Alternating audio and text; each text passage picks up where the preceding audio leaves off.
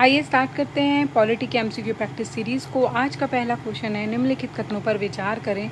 भारत के संविधान के संदर्भ में राज्य के नीति निर्देशक कथनों में से कौन सा कथन सही है, ये पता करना है आपको।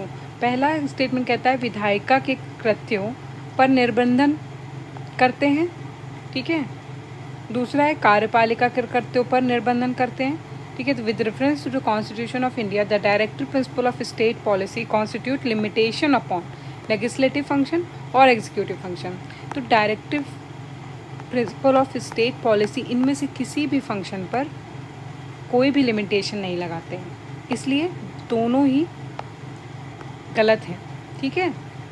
अगला है लोकसभा के निर्वाचन के लिए नामांकन पत्र नॉमिनेशन पेपर कहाँ फाइल किया जाता है या कौन फाइल कर सकता है। तो इसमें है कि भारत के किसी नागरिक द्वारा जिसका नाम किसी निर्वाचन क्षेत्र में की मतदान सूची में है वो दाखिल कर सकता है नॉमिनेशन, ठीक है। कोई भी citizen of India whose name appears in the electoral roll of a constituency. फिर अगला है निम्नलिखित कथनों पर विचार करें। लोकसभा अथवा राज्य की विधानसभा के निर्वाचन में जीतने वाले उम्मीदवार को निर्वाचित घोषित किए जाने के लिए किए गए मतदान का कम से कम 50% पाना अनिवार्य है। तो इसमें पूछ रहा कौन सी स्टेटमेंट इसमें सही है।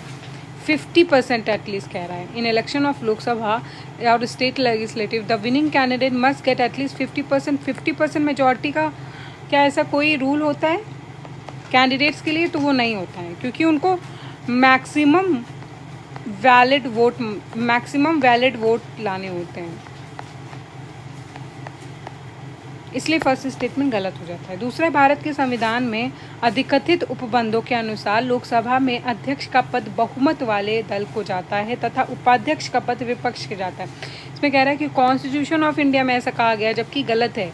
ये एक प्रोविज़न बन चुका है, एक कस्टम बन चुका है, ठीक है, एक अंडरस्टैंडिंग है अपने आप में, पर ऐसा कॉन्स्टिट्यूशन ऑफ इंडिया में नहीं कहा गया, इसलिए यहाँ पे दोनों ही स्टेटमेंट गलत हो जाते हैं। फिर अगला है भारत में मताधिकार और निर्वाचित होने का अधिकार है। Right to vote to be elected in India is a legal right, ठीक है। विविध अधिकार है, विधिक अधिकार है, लीगल वोट है, लीगल राइट, ठीक है। ये क्वेश्चन पूछा जा चुका है एक बार एग्जाम में। अगला क्वेश्चन है भारत का निर्वाचन आयोग 5 सदस्यीय निकाय है। तो ये गलत है, क्योंकि 3 मेंबर्स होते हैं election commission, chief election commission, फिर 2 इलेक्शन कमीशन होते हैं, इसलिए फर्स्ट स्टेटमेंट गलत हो जाता है। दूसरा है संघ का गृह मंत्रालय आम चुनाव और उपचुनावों दोनों के लिए चुनाव कार्यक्रम तय करता है। Union home minister decides election schedule, तो गलत है, क्योंकि ये तो काम इलेक्शन कमीशन का होता है। अगला क्वेश्चन है निर्वाचन आयोग मान्यता प्राप्त राजनीतिक दलों के विभाजन विलय से संबंधित विवाद निपटाता है। इलेक्शन कमीशन रिजॉल्व करता है डिस्प्यूट को relating to split merger of recognised political parties, तो ये सही है, इलेक्शन कमीशन का ही काम होता है। अगला क्वेश्चन है किसी राज्य के राष्ट्रपति शासन की उद्घोषणा के निम्नलिखित में से कौन से परिणाम का होना आवश्यक नहीं है।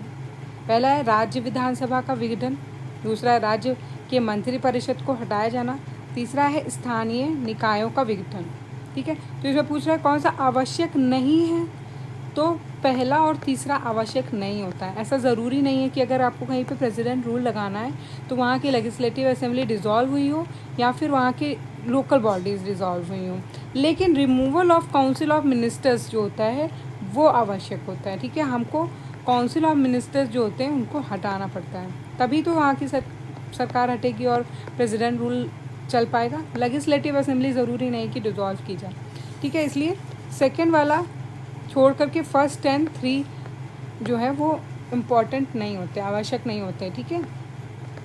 उसका आंसर बी हो जाएगा। अगला है निम्नलिखित में से कौन सी एक भारतीय संघ राज्य पद्धति की विशेषता नहीं है। Which of the following is not a feature of Indian federalism. तो इसका आंसर है ये संघबद्ध होने वाले इकाइयों के बीच एक सहमति का परिणाम हो।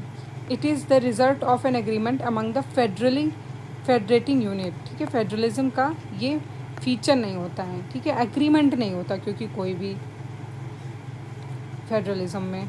अगला है स्थानीय स्वशासन की सर्वोत्तम व्याख्या की जा सकती है कि वह एक प्रयोग है। Local self government can be best explain as an exercise in democratic decentralisation, विकेंद्रीकरण। ठीक है, लोकल गवर्नमेंट का मेन ऑब्जेक्टिव ही विकेंद्रीकरण होता है। अगला है भारत के संसद किनके द्वारा मंत्रिपरिषद के कृत्यों के ऊपर नियंत्रण रखती है। The parliament of India exercises control over the function of council of minister through. ठीक है, तो पार्लियामेंट कंट्रोल कैसे रखती है? एडजॉर्नमेंट मोशन, ठीक है, स्थगन प्रस्ताव, प्रश्नकाल और अनुपूरक काल। ठीक है, सप्लीमेंट्री क्वेश्चन आवर और एडजॉर्नमेंट मोशन, इन सब के थ्रू कंट्रोल रखा जाता है।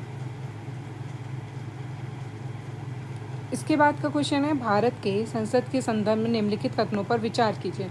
गैर सरकारी विधेयक ऐसा विधेयक है जो संसद के ऐसे सदस्य द्वारा प्रस्तुत किया जाता है जो निर्वाचित नहीं है किंतु भारत के राष्ट्रपति द्वारा नाम निर्देशित हैं। तो इसमें पूछा कौन सा सही है। ठीक है, private member bill is a bill presented by member of parliament who is not elected but only nominated by. तो ऐसा नहीं है, प्राइवेट मेंबर बिल जो भी होता है वो मेंबर्स प्रेजेंट करते हैं जो कि किसी भी मिनिस्टरियल पोस्ट में नहीं होते। ठीक है, इसलिए फर्स्ट गलत हो जाता है। दूसरा है, recently private member bill has been pass in parliament for the first time. तो ऐसा नहीं है, पहली बार तो कई साल पहले ही प्रपोज हो चुका था, पास हो चुका था, इसलिए दोनों ही स्टेटमेंट यहाँ पे गलत हो जाते हैं। अगला है, संसदीय स्वरूप के शासन का प्रमुख लाभ यह है कि the main advantage of parliamentary form of government is that, parliamentary form government का मेन एडवांटेज पूछ रहा है। लाभ, प्रमुख लाभ क्या है कि एग्जीक्यूटिव जो है वो रिस्पॉन्सिबल होती है लेजिस्लेचर को। The executive remains responsible to the legislature. कार्यपालिका विधानमंडल के प्रति उत्तरदायित्व रहती है, बना रहता है उनका उत्तरदायित्व। अगला है, निम्नलिखित कथनों में से एक को चुनिए जो मंत्रिमंडल स्वरूप की सरकार के अंतर्निहित सिद्धांत को अभिव्यक्त करता है। Out of the following statement choose the one that brings out the principle underline the cabinet form of government. तो इसका आंसर हो जाएगा, सरकार की जनता के प्रति सामूहिक उत्तरदायित्व को सुनिश्चित करने के लिए संसदीय लोकतंत्र की एक क्रियाविधि। A mechanism of parliamentary democracy for ensuring collective responsibility of the government of people. अगला है, भारत में न्यायिक पुनरीक्षण का अर्थ है। जुडिशियल रिव्यू का क्या मतलब है? तो विधियों और कार्यपालिका आदेशों के संवैधानिकता के विषय में प्रख्यापन करने का न्यायपालिका का अधिकार। ठीक है, कि जो भी जजमेंट्स दिए जा रहे हैं, जो भी लॉज बनाए जा रहे हैं या कोई भी लॉ लीगल एक्टिविटी हो रही है, उसमें कोर्ट्स जो होते हैं वो उसको रिव्यू करते रहते हैं। ठीक है, उसका निरीक्षण वो करते रहते हैं कि कोई भी चीज़ किसी स्कोप से बाहर तो नहीं हो रही है, इसलिए जुडिशियल रिव्यू का ये मतलब होता है। अगला है, लोकतंत्र के उत्कृष्ट गुण यह है कि वह क्रियाशील बना रहता है। Democracies superior virtue lies in the fact that it calls into activity क्या, the intelligence and character of the ordinary man and women, साधारण पुरुषों और महिलाओं की वृद्धि में और चरित्र को। ठीक है, क्योंकि वोटिंग होती है, रिप्रेजेंटेटिव को चूज़ करना होता है, डेमोक्रेसी का जो मेन ऑब्जेक्टिव होता है वो चल रहा होता है। तो वो कैसे चल रहा होता है? किसी भी एक ऑर्डिनरी मैन के पास में एक पावर होती है वोट करने की, और वो कैसे चेक की जाती है? इंटेलिजेंस और उसका कैरेक्टर कैसा है। ठीक है, वही उसी के थ्रू डेमोक्रेसी फॉलो की जाती है। अगला है, समाज के समानता के होने का एक निहितार्थ यह है कि उसमें one of the implication of equality in society is the absence of, क्या होता है एब्सेंस किसका होना चाहिए? प्रिविलेज का। विशेषाधिकार किसके पास नहीं होना चाहिए। ठीक है, विशेषाधिकार का अभाव ही समानता कहलाता है। एक तरीके से इक्वालिटी की डेफिनेशन होती है एब्सेंस ऑफ प्रिविलेजेस। ठीक है, तो इसी तरह इस सीरीज़ को फॉलो करते रहिए और प्रैक्टिस करते रहिए पॉलिटी के इस MCQ प्रैक्टिस सीरीज़ को।